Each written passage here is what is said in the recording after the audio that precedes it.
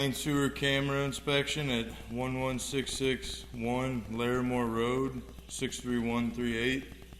Entered in through the basement stack as there's no yard vent. Made my way all the way to the city main with my cable. Cabled several times, but I'm only restricted to a 3-inch blade from this access point. Excuse me.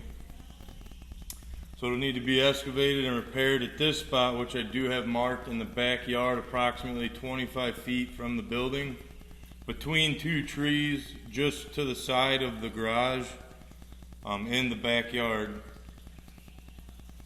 This is seems to be a pretty significant amount of structural damage here to the clay, allowing those roots to come in. And you'll notice when we pull back and record, there's quite a bit of root remains left behind, but I think those could be treated with Root-X as they're just hanging, but still could be a cause. And I've ran my cable, like I said, 4 or 5 different times in and out, full length of the line, and those roots are still hanging on in there. So with that being said, from this point forward, we're going to record in reverse and document what we find.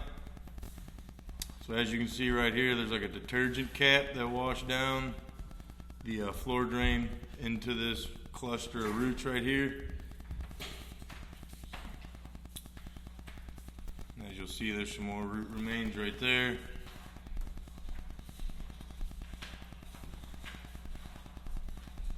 A little bit more curtain roots. Again, I've ran my cable full length of this 4 or 5 different times. You can see that big flappy right here. It's just hanging on from the top right there, because that was the first point of this blockage in this line, was at that point right there. And then once we busted that free, it's just hanging on by the very top of its roots, just dangling.